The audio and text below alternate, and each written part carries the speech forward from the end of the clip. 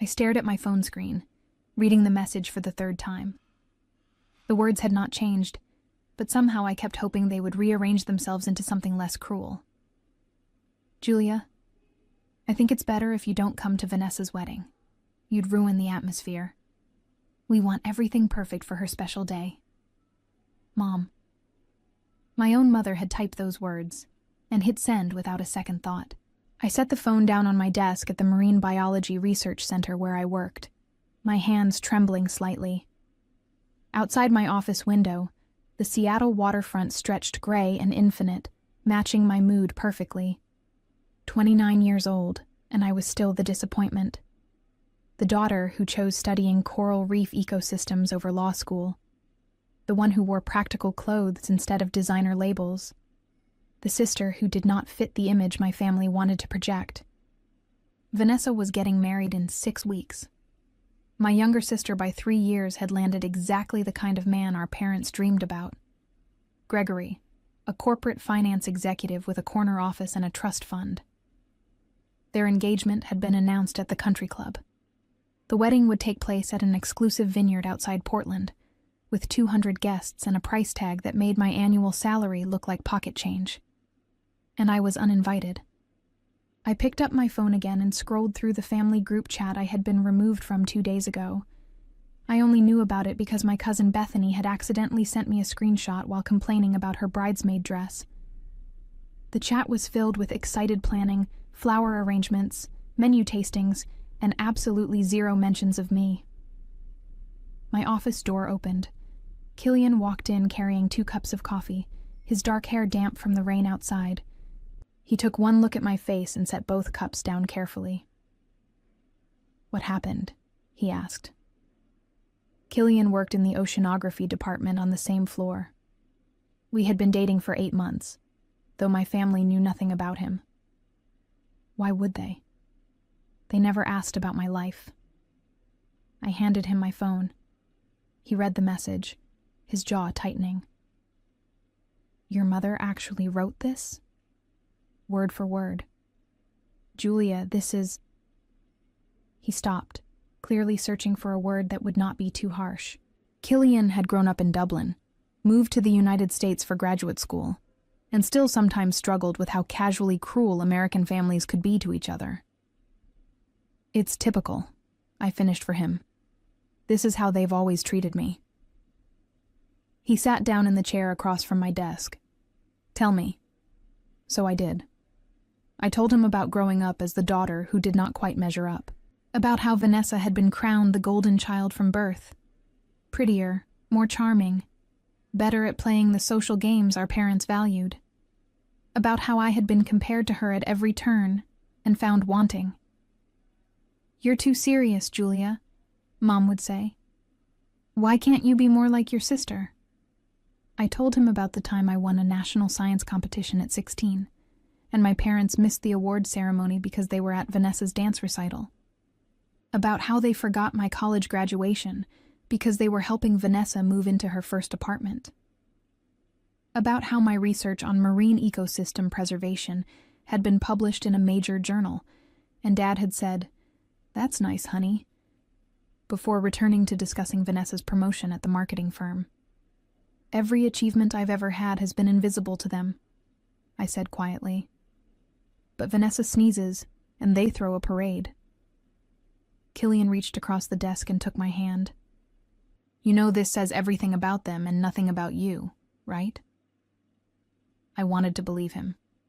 But 3 decades of being treated as less than had carved deep grooves into my sense of self-worth. "The worst part?" I continued. "I don't even dislike Vanessa. She's never been deliberately cruel to me. She just exists in this bubble where everything comes easily. And she doesn't understand why I can't just be happy for her all the time. Are you going to respond to your mother?" I looked at the message again. Part of me wanted to send back something cutting, something that would make her feel a fraction of the hurt she had just caused me. But I knew it would not matter. She would paint me as overly sensitive, as usual, the difficult daughter making everything about herself. "No," I said finally. "I'm not going to respond." Killian studied me carefully. What are you thinking? I was thinking about how I had spent my whole life trying to earn my family's approval. How I had swallowed every slight, every dismissal, every moment of being overlooked. How I had convinced myself that if I just worked hard enough, achieved enough, they would finally see me. But they never would. That message made it crystal clear. I'm thinking, I said slowly, that I'm done caring what they think. Killian smiled, but there was something cautious in his expression. Should I be worried about that look on your face? What look? The one that usually appears right before you solve an impossible research problem. The one that means you've stopped accepting the situation as it is and started planning how to change it. I laughed despite myself. He knew me too well. My phone buzzed with a new message, this time from Vanessa. Mom told me she uninvited you. I'm sorry, Jules, but honestly, it might be for the best. The wedding is going to be really formal and sophisticated, and you know how you get awkward at those events. I don't want anything to go wrong on my big day. I showed Killian the message. His expression darkened. That's worse than your mother's message, he said. He was right. Mom's cruelty came from a lifetime of favoritism and shallow values. But Vanessa's casual dismissal, wrapped in false sympathy, cut deeper because it confirmed what I had always suspected. Even my sister saw me as an embarrassment. That evening, I sat in Killian's apartment overlooking Elliott Bay, watching ferries cross the dark water. He was cooking dinner, something with garlic and wine that smelled incredible. His apartment was nothing like the sterile perfection of my parents' house. It was warm, lived in, filled with books and plants and photographs from his travels. Tell me about your family, I said suddenly. He looked up from the stove, surprised. You know about my family. Tell me again. He wiped his hands on a towel and came to sit beside me on the couch. Well, there's my ma'am, who still calls me every Sunday and asks if I'm eating properly. My da, who sends me photos of every fish he catches. My 3 sisters, who never let me forget I'm the baby of the family, even though I'm 31. And they all came to your graduation. All of them. Flew over from Ireland, even though it cost a fortune. Ma'am cried through the whole ceremony. He smiled at the memory. They stayed for 2 weeks, drove me absolutely mad, and I loved every minute of it. I rested my head on his shoulder. That sounds nice. It is. He wrapped an arm around me. And you deserve that too, Julia. You deserve people who show up for you. We ate dinner while watching the city lights sparkle across the water. Killian told me about his latest project studying deep-sea thermal vents, and I updated him on my research team's progress mapping coral bleaching patterns in the Pacific. This was what my family never understood. How passionate I was about my work, how meaningful it felt to contribute to ocean conservation, how the research center felt more like home than the house I grew up in. Later, as we cleaned up, Killian asked, "Have you given any thought to what I asked you last month?" I paused, a dish halfway to the drying rack. Killian, I know the timing is complicated, he said quickly, with everything happening with your family. But I meant what I said. I want to spend my life with you, Julia. He had proposed 4 weeks ago, right here in this kitchen. Nothing elaborate, just him, holding my hands, telling me he loved me and wanted forever with me. I had asked for time to think, and he had been patient. But now, with Vanessa's wedding approaching and my family's rejection fresh, something shifted inside me. Yes, I said. He froze. Yes. Yes, I want to marry you. The dish slipped from his hands back into the sink with a clatter. He crossed the kitchen in 2 strides and pulled me into his arms, lifting me off the ground. When he set me down, he was grinning like a child on Christmas morning. You're serious? You're saying yes? I'm saying yes. He kissed me, and for the first time in days, the tight knot of hurt in my chest loosened slightly. This man saw me. He valued my intelligence, my passion, my dedication to my work. He did not need me to be someone else. "We should celebrate," he said, then hesitated. "Wait, do you want to tell your family?" I thought about it for approximately 3 seconds. "No. They've made it clear I'm not part of Vanessa's celebration. I don't need their involvement in mine." "What about your friends?" I smiled slowly. "That's different. And actually, I have an idea." Over the next week, I threw myself into planning. Not a wedding like Vanessa's. I had no interest in pretentious vineyard ceremonies and formal place settings. But something authentic. Something that reflected who Killian and I actually were. I started by calling Bethany, my cousin. She was the only family member I genuinely liked, probably because she had also been somewhat overshadowed by Vanessa's golden glow during our childhood. "You're getting married?" she squealed into the phone. "Julia, that's amazing. When?" 8 weeks from now, right after Vanessa's wedding." There was a pause. "Your mom doesn't know, does she?" "Nope." "Oh, this is delicious. Tell me everything." I told her about Killian, about the proposal, about my plans for a small, meaningful ceremony. Bethany had met Killian once at a coffee shop and declared him absolutely perfect for you, which was exactly the kind of support I needed. "Who else knows?" she asked. "Just you, so far. But I'm planning something a bit unconventional." I like the sound of that. I spent the following days reaching out to people who actually mattered in my life. My research team from the Marine Biology Center, friends from graduate school, colleagues I had collaborated with on conservation projects, several scientists I deeply admired who had become mentors over the years. And then I made a call that would change everything. Dr. Patricia Lawrence was a legendary marine biologist, someone I had admired since I was a teenager reading her groundbreaking papers on ocean acidification. She had spoken at a conference in Seattle 2 years ago, and I had gathered the courage to introduce myself afterward. We had stayed in touch, occasionally emailing about research developments. "Julia," she answered warmly. "What a pleasant surprise." "Dr. Lawrence, I have a favor to ask. It's a bit unusual." "I'm intrigued."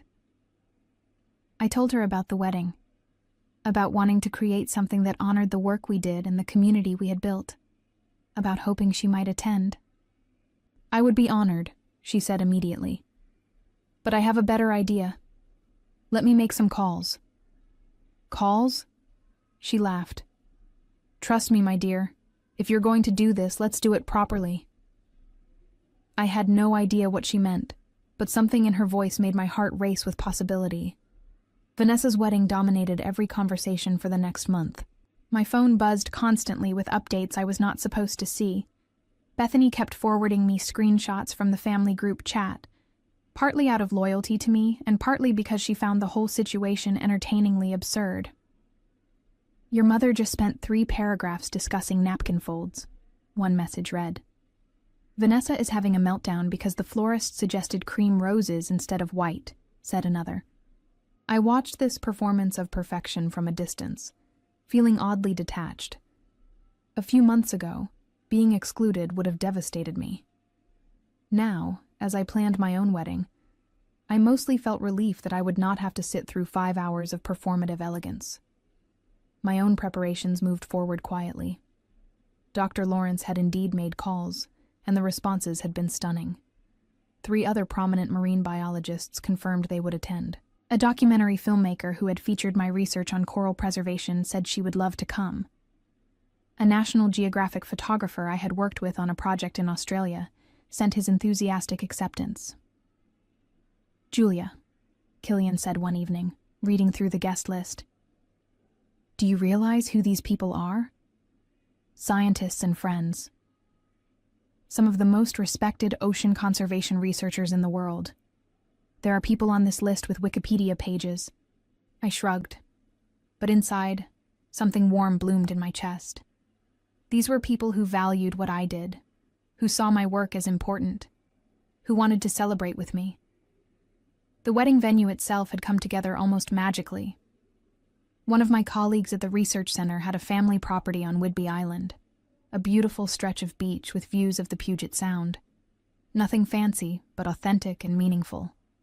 We would have the ceremony at sunset, right on the sand. "Very you," Bethany said when I showed her photos. "Your mom would absolutely hate it. That's not why I'm doing this. I know, but it's a nice bonus." Killian's family planned to fly in from Ireland. His mother had called me directly, welcoming me into the family with such genuine warmth that I had actually cried after hanging up. The contrast between her enthusiastic acceptance and my own family's rejection could not have been sharper. 2 weeks before Vanessa's wedding, I ran into my father at a coffee shop downtown. He looked surprised to see me, as if I were an acquaintance he had forgotten about rather than his daughter. "Julia, how are you?" "Fine, Dad. You?" "Busy with wedding preparations. Your sister's big day is coming up." "I heard." An awkward pause stretched between us. I waited to see if he would mention the uninvitation, apologize, acknowledge the cruelty of it in any way. He did not. "Well," he said finally, "I should get going. Good to see you." He left without asking about my job, my life, anything. I watched him walk away and felt nothing but a mild sense of closure. This was who he was, who they all were, and I was finally accepting it. Vanessa's wedding arrived on a gorgeous June Saturday. I spent the day at the beach on Whidbey Island with Killian, swimming in the cold water and planning final details for our own ceremony. My phone buzzed periodically with photos from Bethany. The vineyard decorated in cascading white flowers, Vanessa in an elaborate gown, guests arriving in formal wear. "It looks beautiful," Killian said, looking over my shoulder at one photo. "It does," I agreed. And it did. Vanessa looked happy. The setting was elegant. Everything appeared perfect. I felt no bitterness about it, which surprised me. Somewhere in the process of planning my own wedding, I had stopped caring about hers. That evening, Bethany called. "So your mom asked where you were today." "What did you tell her?" "Nothing. I just said I had not seen you. But Julia, she seemed almost confused that you did not show up anyway, despite being uninvited. Like she expected you to come and grovel for a chance to sit in the back." "That sounds about right." The whole thing was exactly what you'd expect. Lots of speeches about how perfect Vanessa is, how successful Gregory is, how proud your parents are. Not one mention of you, obviously. Obviously. Your mom kept talking about how this was the wedding of her dreams, how everything was absolutely flawless. Bethany paused. "Jules, I'm really glad you didn't come. You would have hated it. I was glad too, because I was busy building something real, something that mattered to me.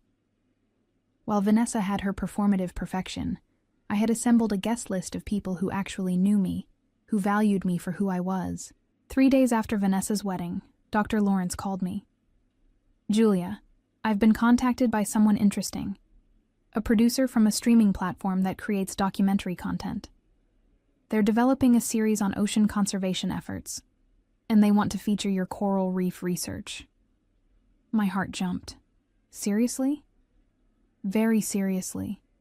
They were impressed by the paper you published last year, and they think your work would make compelling content. They want to interview you, film some of your research activities. She paused.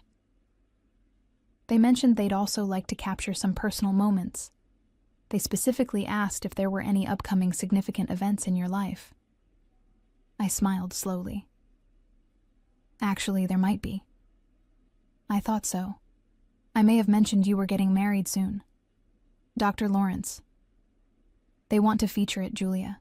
A wedding ceremony that brings together ocean conservation researchers, showing the personal side of scientists working to save our planet. They think it could be powerful content. I thought about my small beach wedding, about the guest list full of remarkable people, about the genuine celebration we had planned. And I thought about my family, who saw me as an embarrassment, who had excluded me from Vanessa's perfect day. "Tell them yes," I said. "Excellent.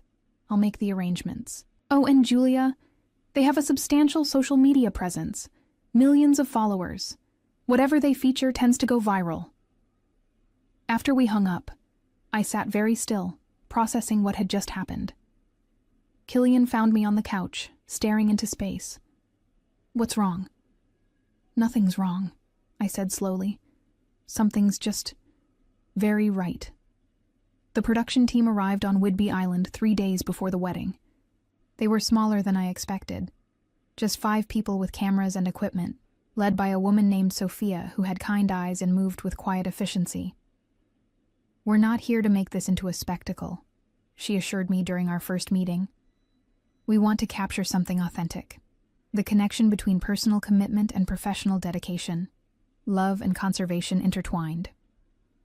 Killian and I showed them around the venue. The beach stretched golden in the afternoon light, the water calm and reflecting the sky. Simple white chairs would be arranged in a semicircle facing the water.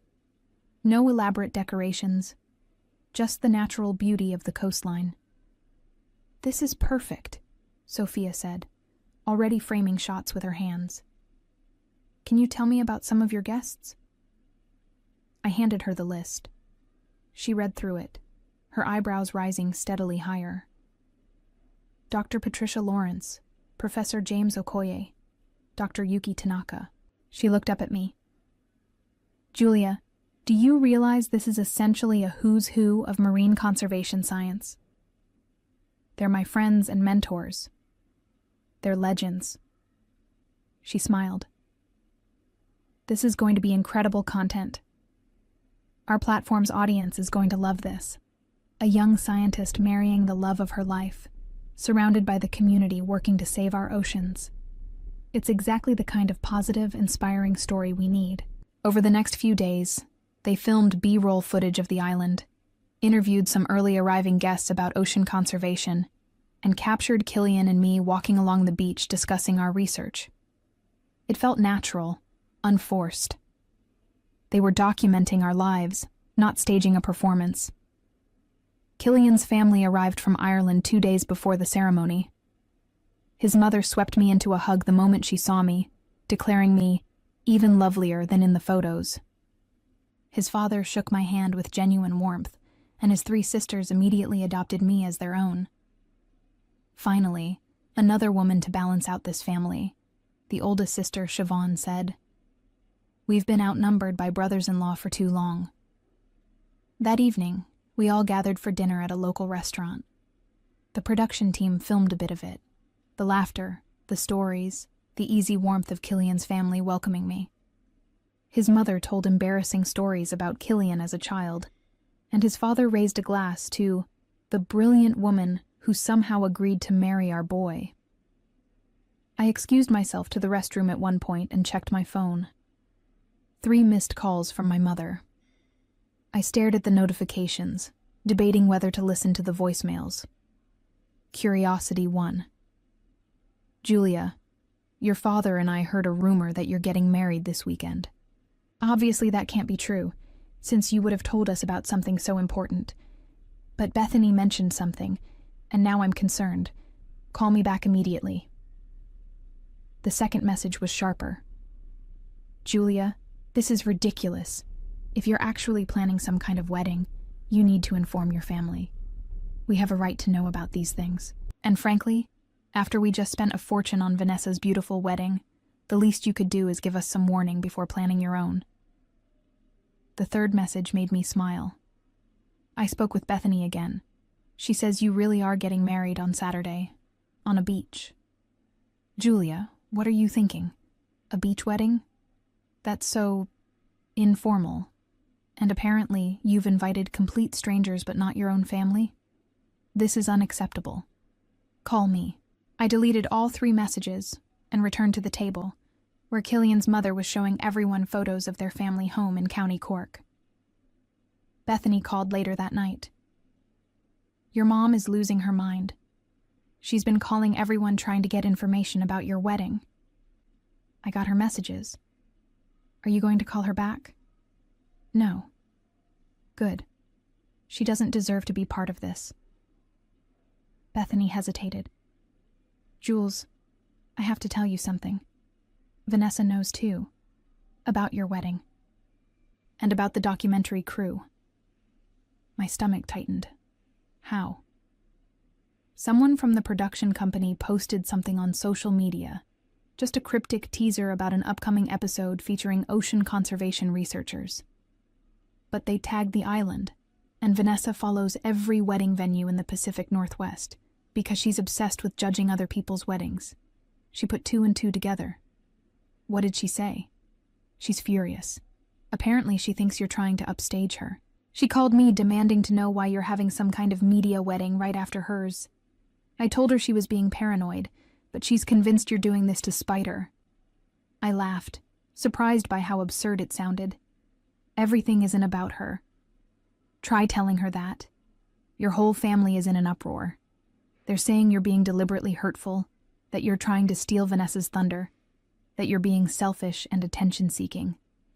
They're projecting. Oh, absolutely. But Jules, I think they might try to crash the wedding. I considered this. Let them come. They're not on the guest list, but if they want to show up and make fools of themselves in front of some of the most respected scientists in the field, that's their choice. You're scary when you're calm like this. I'm done being hurt by them, Bethany. Whatever they do, it says everything about who they are, and nothing about who I am. The day before the wedding, Dr. Lawrence arrived with an entourage of colleagues. I watched from the beach house as distinguished scientists piled out of rental cars, greeting each other with the enthusiasm of old friends. These were people who had published groundbreaking research, who advised governments on environmental policy, who had dedicated their lives to understanding and protecting our oceans. And they were here for my wedding. Dr. Lawrence found me on the deck. Julia, I brought someone special. She introduced me to Dr. Elizabeth Ramos, a marine biologist whose work on ocean acidification had literally changed policy in multiple countries. She was in her 70s, with silver hair and sharp, intelligent eyes. I've read your research on coral bleaching patterns, Dr. Ramos said, shaking my hand. Impressive work. You're asking the right questions. Thank you, I managed. That means everything coming from you. Patricia tells me you come from a family that doesn't appreciate your work. I blinked, surprised by the directness. That's true. Then they're fools. She smiled. But you've built your own family here. Look around. These people respect you.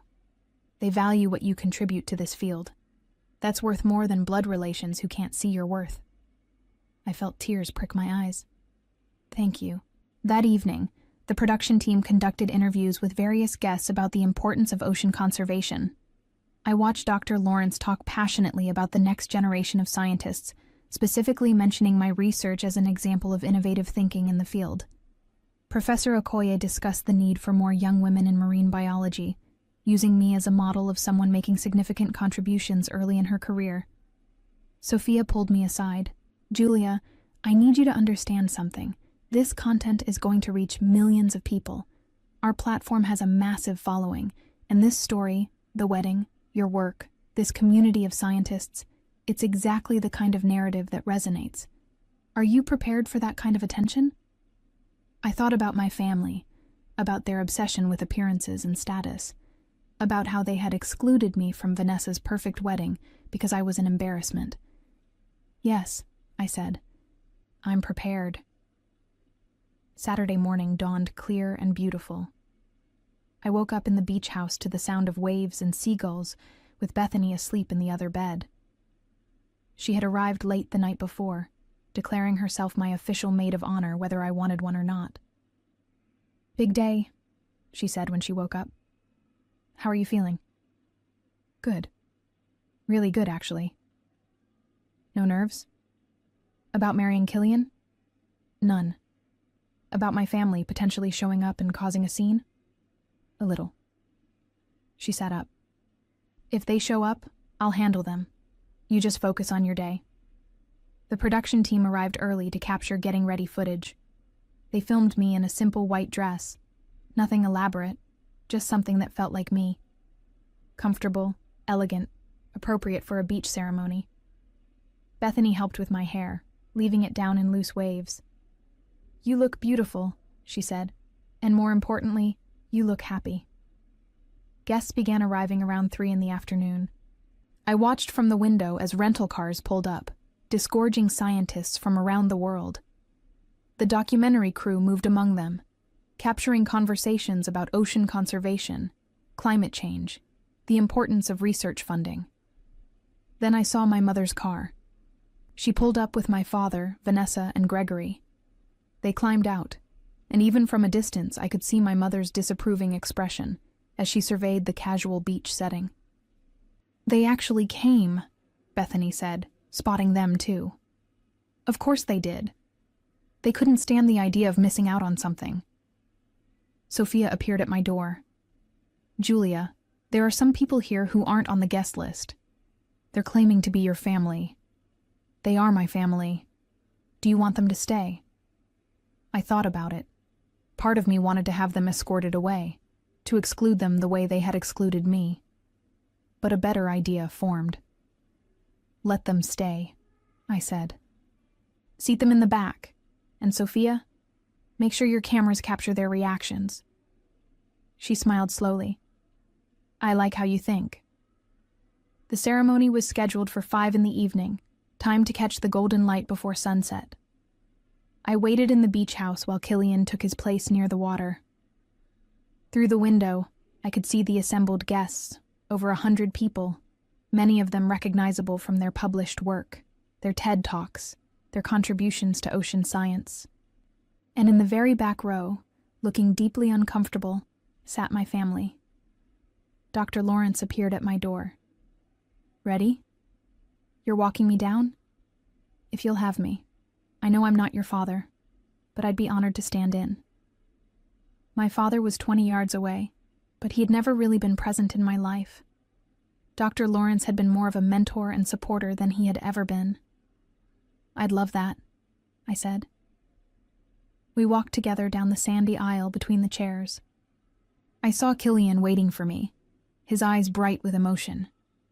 I saw his family beaming from the front row. I saw colleagues and friends smiling.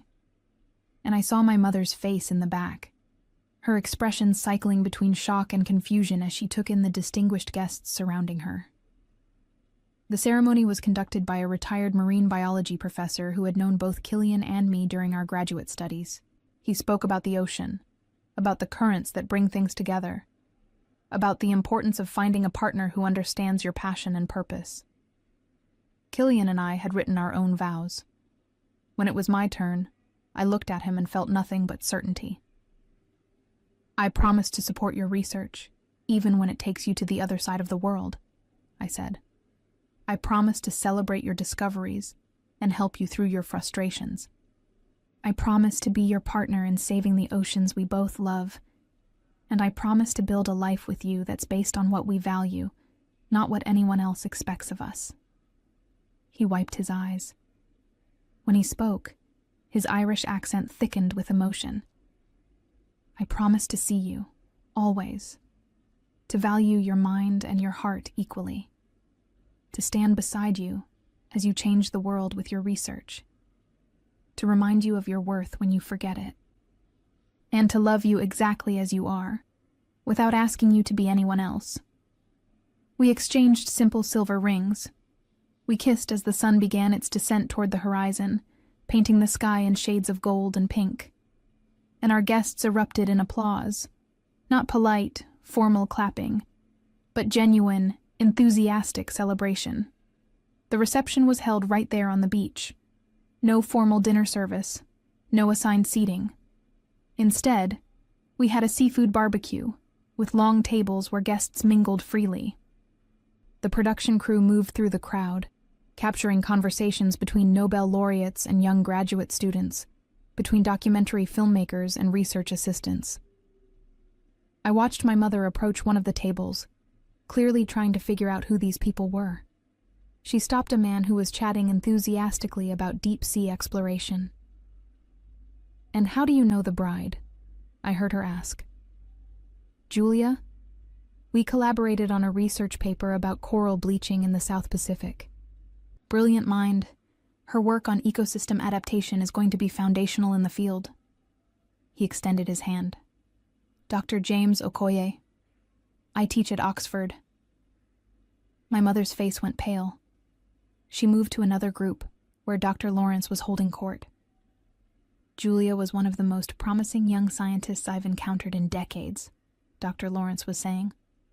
"Her approach to marine conservation combines rigorous scientific method with innovative thinking. She's exactly the kind of researcher we need in this field." Vanessa stood nearby, her perfect composure cracking as she realized she was surrounded by people whose accomplishments dwarfed anything in her social circle. A woman approached her, introducing herself as a National Geographic photographer. "Are you a scientist too?" the photographer asked politely. "No, I work in marketing," Vanessa said stiffly. "Oh, how nice. Julia's research is so important. We featured her work in a spread last year. The photos of the coral systems she's documenting are stunning." I saw Gregory pull Vanessa aside, whispering urgently. They were realizing, slowly, that this was not some small beach wedding thrown together by their embarrassing relative. This was a gathering of significant people in a field that mattered. Bethany appeared at my elbow. "Your mom just asked me who all these people are." I told her they're Julia's friends and colleagues. She looked like she might faint. "Good." Killian found me as the sky darkened and someone lit a bonfire on the beach. "Are you happy?" "Extremely. Even with your family here?" I looked over at where my parents stood awkwardly, clearly out of their depth, watching everyone else enjoy genuine connection and conversation. Especially with my family here. They're finally seeing what they dismissed for so long. The evening continued with toasts and stories. Dr. Lawrence spoke about the future of ocean conservation and the brilliant young minds leading the charge. Professor Okoye talked about the importance of supporting women in science. Killian's mother told a funny story about the first time Killian had called home to talk about this amazing scientist he'd met. Then Sophia approached with a microphone. "Julia, would you mind saying a few words for the documentary?" I took the microphone, suddenly aware that this would reach far beyond the people gathered on this beach. Millions of people would eventually see this. "I want to thank everyone for coming," I began. "For those who don't know, most of the people here tonight are marine biologists, oceanographers, conservation researchers. They're people who have dedicated their lives to understanding and protecting our oceans." I saw my mother's face in the firelight, finally understanding the caliber of the guests she had been dismissing. "I grew up feeling invisible," I continued. Like my work didn't matter. Like my passion for ocean science was somehow less valuable than other pursuits. For a long time, I believed that. I thought maybe I was the problem. Killian squeezed my hand. But then I found this community.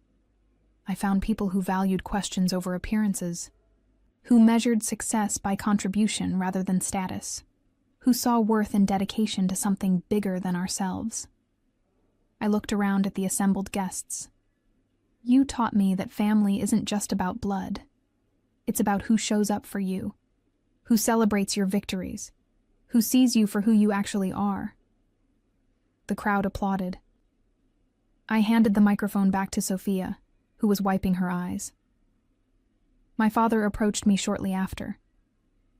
"Julia, I had no idea you knew such distinguished people." "Why would you? You never asked about my work." He flinched. "That's not fair, isn't it? Dad, when was the last time you asked me about my research? When was the last time you showed any interest in what I do?" He had no answer. My mother was next, her composure finally cracking. "Julia, if we had known you were planning something like this, you would have what? Suddenly cared about my life? Suddenly seen me as worth your attention? Don't be dramatic. We've always cared about you. You uninvited me from Vanessa's wedding because I would ruin the atmosphere. You told me I was an embarrassment. I never used that word. You didn't have to. You've been showing me that my entire life.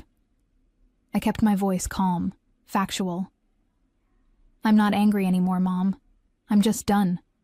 Done trying to earn approval from people who have already decided I'm not worth it.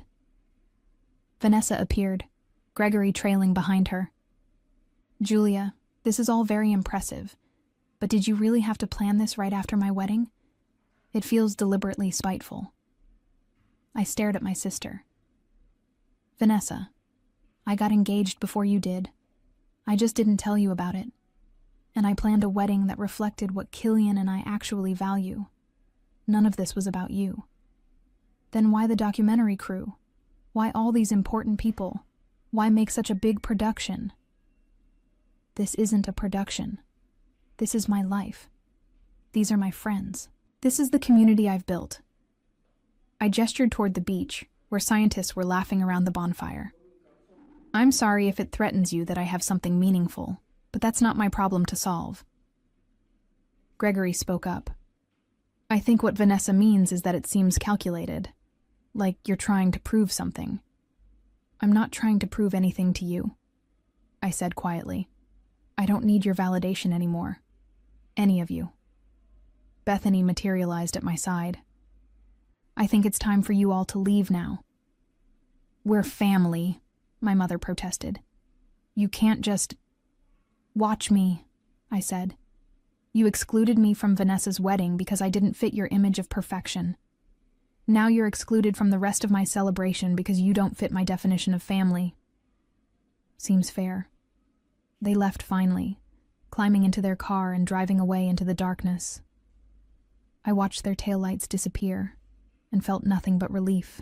The party continued long into the night. Killian's sisters taught everyone Irish drinking songs. Someone started a debate about deep-sea exploration that got hilariously heated. The documentary crew captured it all. The laughter, the passionate discussions, the genuine warmth of people who loved their work and each other. Around midnight, Killian and I walked down to the water's edge, away from the crowd. The moon was bright, reflecting off the calm surface. No regrets? He asked. None. You? Marrying you. Best decision I've ever made. He pulled me close. Standing up to your family? Also satisfying to watch. I laughed. I didn't plan for this to be some big statement. I know. That's what makes it perfect. You just built something real, and it highlighted how shallow their values are. We stood there, listening to the waves, while behind us our friends celebrated into the night. The documentary episode aired 6 weeks later. I was at work when my phone started exploding with notifications. The streaming platform had released the episode that morning, and within hours, it had gone viral. The view count climbed into the millions. Comments poured in. This is the most beautiful wedding I've ever seen. These are the people making a real difference in the world. The bride is a literal genius and her family didn't even know. Anyone else crying at how she found her real family? Media outlets picked up the story. Headlines appeared. Marine biologist wedding brings together conservation heroes. The wedding that's inspiring a generation of scientists. When your real family is the one you build. Someone had done a deep dive on the guest list, identifying each notable scientist and their contributions. The article had been shared hundreds of thousands of times. My research, which had been known primarily in academic circles, suddenly had mainstream attention. The Marine Biology Center's website crashed from traffic. I received interview requests from major news networks. Dr. Lawrence called, laughing. Julia, you've done more for ocean conservation awareness in one day than most of us manage in years. Every news outlet wants to talk about your research now. I just got married, I said, still processing. You did. And you showed millions of people what scientists actually look like, what we value, what we're fighting for. It's extraordinary. My phone buzzed with a message from Bethany. Have you seen your family's social media? I had not. Curiosity made me look. Vanessa had posted a lengthy statement about how proud she was of her sister, how she'd always known I was destined for great things, complete with old photos of us together. The comments were brutal. Didn't you just get married? Why is this about you? Your sister literally wasn't invited to your wedding, LOL. The performative support is embarrassing. My mother had shared the documentary episode with a caption about how blessed she was to have such accomplished daughters. The comments there were even worse. The documentary literally mentions how unsupportive her family was. Maybe show up for your kid before they're famous. This is sad. Just admit you messed up instead of trying to claim credit. The attention did not fade. If anything, it intensified over the following weeks.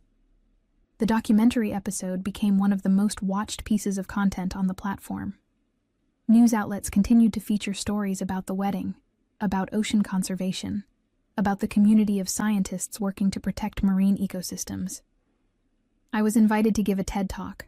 3 different publishers reached out about writing a book. The research center received a massive donation specifically designated for my coral reef project, with a note from the donor saying they had been inspired by the documentary. My inbox overflowed with messages from young women considering careers in marine biology, saying I had inspired them. High school science teachers wrote to say they had shown the documentary to their classes. Environmental organizations asked me to speak at their events. Through it all, my family stayed conspicuously silent. No phone calls, no direct messages, just their increasingly desperate social media posts trying to associate themselves with my sudden visibility, each one met with more skepticism and criticism than the last. Then, 3 months after the wedding, my mother called. I almost did not answer, but something made me pick up. Julia. Her voice sounded strained. We need to talk. Do we? Please, can you meet me for coffee? I considered refusing, but I was curious about what she wanted, and I had nothing to fear from her anymore. We met at a cafe near the waterfront. She arrived looking smaller than I remembered. Her usual confidence diminished. She ordered a latte and sat across from me, struggling to make eye contact. I've been getting calls, she said finally, from friends, from the country club, from people at the company where your father works. About the documentary. About how we treated you. She twisted her napkin. Someone made a compilation video, all the parts where you talked about feeling invisible, about your family not supporting your work. It's been shared everywhere. People recognize us now. They know we're your parents. And that bothers you. Julia, people are saying terrible things. They're calling us toxic parents. They're saying we abused you emotionally. Your father's colleagues have been asking him why he wasn't at his daughter's wedding. I sipped my coffee, waiting. And Vanessa, her company let her go. They said something about image concerns, about not aligning with their values. She's been applying to other positions, but every interview goes badly once they realize who she is. Apparently, the video of her at your wedding, looking uncomfortable around actual accomplished people, has become some kind of meme. That's unfortunate, I said neutrally. Is that all you have to say? My mother's voice rose slightly. Your sister lost her job, Julia. We're being ostracized from our social circle. And you just sit there acting like none of this affects you? It doesn't affect me. It affects you. Those are consequences of your own choices. We made mistakes, I admit that. But did we really deserve this level of public humiliation? I set down my cup carefully. Mom, you uninvited me from Vanessa's wedding because I would ruin the atmosphere. You told me I was an embarrassment. You spent my entire life making me feel worthless because I didn't fit your narrow definition of success. I never meant... Yes, you did. You meant every word. You just never expected anyone to care. You thought I'd stay quiet and invisible forever, accepting whatever scraps of attention you were willing to give me. I leaned forward. But I didn't do this to you. I didn't create a documentary to expose you. I just lived my life, celebrated my marriage with people who actually value me, and told my truth. The fact that the world responded the way they did? That's not on me. That's on you. So you're not going to help us? Help you how? Issue a statement saying you were actually wonderful parents and I was lying? Pretend that everything was fine? You could at least acknowledge publicly that we've reconciled, that we're working on our relationship. But we're not. We haven't reconciled. You haven't apologized, really apologized, for 31 years of dismissing me. You've just shown up upset that there are consequences. My mother's face hardened. You've become cruel, Julia. No, I've become honest. There's a difference. She stood abruptly. I hope you're satisfied. You've destroyed your sister's career and your family's reputation. I got married, I said quietly. That's all I did. Everything else is just the natural result of your own behavior finally being visible. She left without another word. I finished my coffee alone, watching the ferries cross the gray water, and felt a profound sense of peace. 2 weeks later, I received an email from Vanessa. Unlike my mother's phone call, this one seemed genuine. Julia, I know you probably don't want to hear from me. I don't blame you. I've had a lot of time to think since I lost my job, and I've been watching that documentary over and over. Really watching it, I mean. Seeing how our family treated you, hearing you talk about feeling invisible. And I'm ashamed. I was part of that. I benefited from it without ever questioning whether it was fair. I told myself you were fine, that you were just different. But really, I knew. I knew Mom and Dad treated you terribly, and I let it happen because it meant I stayed the favorite. I'm sorry. I know that's not enough. And I know I can't undo 30 years of being complicit in their behavior. But I needed to say it.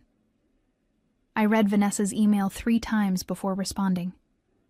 Part of me wanted to delete it, to leave her message unanswered the way so many of my needs had gone unacknowledged throughout our childhood. But I had never wanted to become like them, petty, vindictive, incapable of growth. Vanessa, I appreciate your email. I don't know what our relationship looks like going forward, but I'm willing to talk. Not because I need anything from you, but because you seem to actually be reflecting on the past, rather than just managing the fallout. We met for lunch a week later. She looked different, less polished, more uncertain. The armor of perfection she had always worn had developed cracks. I've been in therapy, she said after we ordered, since I lost my job. At first, I went because I was angry and wanted to talk about how unfair everything was, but my therapist kept pushing me to examine my own role in our family dynamic. And I realized I've spent my whole life performing, being the perfect daughter, the successful one, the golden child. I never questioned whether that role was built on putting you down. She looked at me directly. I'm genuinely sorry, Julia. Not because the documentary made me look bad, but because I participated in hurting you. It was the first real apology I had ever received from anyone in my family. Thank you, I said. That means something. I don't expect you to forgive me right away, or maybe ever.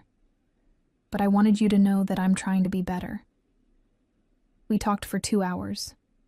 Really talked, maybe for the first time in our lives. She told me about the pressure of being the favored child, about how exhausting it was to maintain the image Mom and Dad demanded.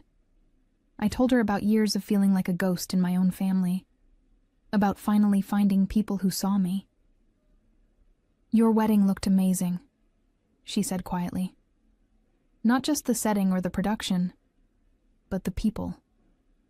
Everyone looked so happy to be there, so genuinely connected. They were.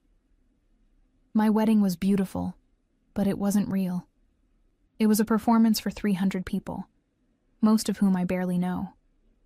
Gregory and I spent $200,000 on one day, and I can't remember feeling happy during any of it. Just stressed about everything being perfect. Do you love him? She hesitated. I don't know. I think I love the idea of him, the successful husband, the right kind of marriage. But do I love him? We barely talk about anything real. I reached across the table and squeezed her hand. You can change that, you know. You can build something authentic. Like you did? Like I did. Over the following months, Vanessa and I developed something resembling a real sister relationship. She divorced Gregory. Amicably, they had both realized they were performing rather than partnering. She took a job at an environmental nonprofit, making a fraction of her previous salary, but seeming genuinely engaged with the work. My parents, however, remained unchanged. They issued a public statement through a family friend's blog, claiming the documentary had been edited to make them look bad, that I had always been dramatic and attention-seeking, that they had always supported my career despite my difficult personality. The statement backfired spectacularly. People compared it to the unedited footage, found no evidence of manipulation, and the criticism intensified. Several think pieces were written about parents who could not accept accountability even when confronted with clear evidence of their behavior. My father's company quietly asked him to retire early, not officially because of the controversy, but the timing was obvious. My mother's friends at the country club stopped inviting her to events. She tried joining different social groups, but people recognized her from the viral clips. Bethany sent me updates occasionally, half amused and half horrified by their continued refusal to simply admit they had been wrong. Your mom tried to join a book club, one message read. Someone had them read an article about emotional neglect in families. Your mom walked out when the discussion turned to accountability. Meanwhile, my career flourished. The visibility from the documentary led to increased funding for ocean conservation research. I was invited to present at international conferences. My work on coral reef adaptation became part of a major policy proposal for marine protection. Killian and I bought a house with a view of the water. His family visited twice a year, filling our home with warmth and laughter. Dr. Lawrence became a regular dinner guest, along with other colleagues from the research center. We built the kind of life I had always wanted, filled with meaningful work, genuine relationships, and purpose beyond appearances. One evening, almost a year after the wedding, I was reviewing research data when Killian came into my office. "There's someone at the door for you," he said, his expression odd. My father stood on our porch, looking older than I remembered. He held a small package. "Julia, I hoped we could talk." I considered closing the door, but curiosity won again. "Come in." We sat in the living room. Killian brought coffee and then disappeared tactfully into his own office.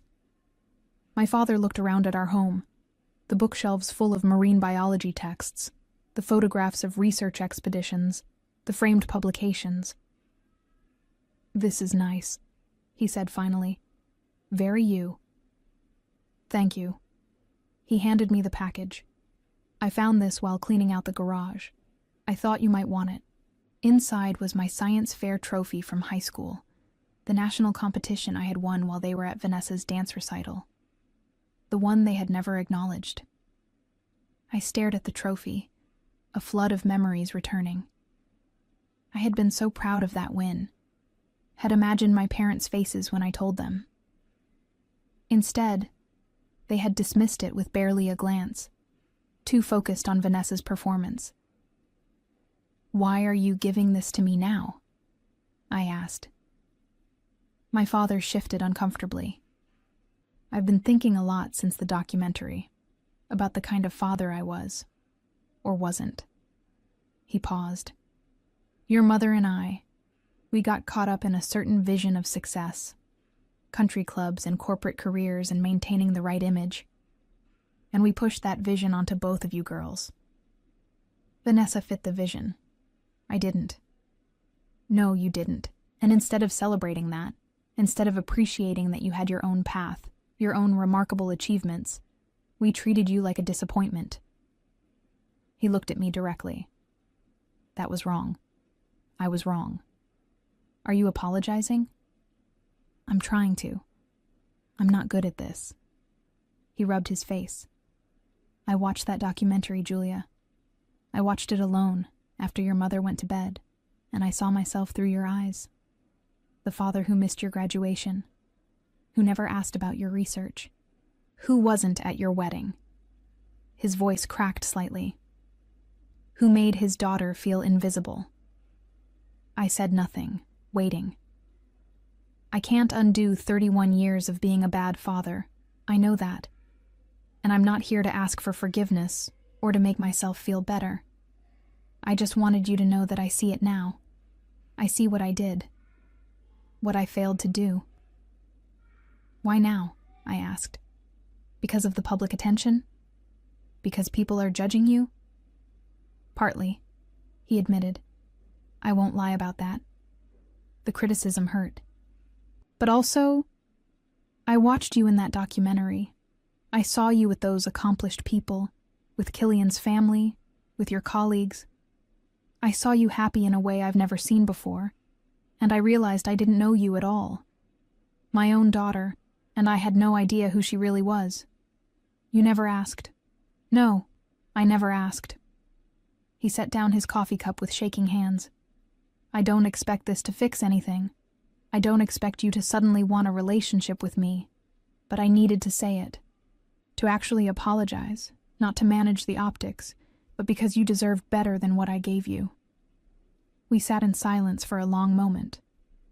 I turned the trophy over in my hands, remembering 16-year-old me, so desperate for my parents to be proud. Thank you for saying that, I finally said. It doesn't erase the past, but it matters. Is there any chance? Could we try to build something now? I considered it carefully. Maybe. But it would have to be real, Dad. No performing. No pretending the past didn't happen. If you want to know me, you have to actually be interested in my life, my work, the things I care about. I'd like that, if you're willing. I'll think about it. He nodded, standing to leave. At the door, he turned back. For what it's worth, that wedding looked beautiful. And those people, your colleagues, the things they said about you and your work, I should have been saying those things your whole life. After he left, Killian emerged from his office. How do you feel? Honestly, I'm not sure. I looked at the trophy. Part of me wants to believe he's genuine. Part of me thinks it's just damage control. Maybe it's both. People are complicated. My therapist would say I don't owe him anything, that I can choose not to engage. You can. What do you want? I thought about it. I want to be open to the possibility that people can change, without being naive about the likelihood. I want to protect myself without becoming bitter. That seems wise. Over the next few months, my father made genuine efforts. He asked about my research and actually listened to the answers. He read my published papers, even the technical ones he clearly did not fully understand. He met Killian properly, asked him about his work, treated him with respect. My mother made no such efforts. She remained convinced that she had been wronged, that the documentary had unfairly portrayed their family, that I owed her an apology for the embarrassment. Vanessa tried to build a bridge between us, but I had no interest in reconciling with someone who refused to acknowledge reality. She'll never admit she was wrong, Vanessa told me. She's too invested in her self-image. I know, and I'm okay with that. I don't need her approval anymore. The documentary continued to impact lives in unexpected ways. I received letters from adult children of narcissistic parents, thanking me for showing that it was possible to build a fulfilling life beyond toxic family dynamics. From young scientists who felt empowered to pursue their passions, despite lack of family support. From women who had felt invisible and were inspired to find their own communities. A year and a half after the wedding, the documentary won several awards for its impact on environmental awareness and science communication. The streaming platform created a whole series inspired by it, featuring other scientists and their important work. I was invited to consult on ocean conservation policy at the national level. My research team expanded. Killian and I talked about starting a family of our own, determined to do better than the models we had been given. My mother never recovered socially from the fallout, She lost her position on several charity boards when other members expressed discomfort with her presence. Her circle of friends dwindled to a handful of people who either had not seen the documentary or shared her inability to self-reflect. She spent her days bitter and isolated, convinced the world had treated her unfairly, never acknowledging her own role in her circumstances. My father eventually moved into a separate bedroom and lived a mostly independent life, maintaining cordial distance while pursuing his own tentative relationship with me. Vanessa built a genuine career in environmental work, using her marketing skills to promote conservation causes, and we became the sisters we should have been all along. As for me, I stood on a research vessel in the Pacific, watching the sun set over waters I was helping to protect, surrounded by colleagues who valued my contributions, married to a man who saw me completely, and I realized that the best revenge had not been the viral documentary or the public consequences my family faced. The best revenge was building a life so fulfilling, so meaningful, so authentically mine, that their approval had become irrelevant. I had not just proven them wrong. I had proven to myself that I never needed them to be right.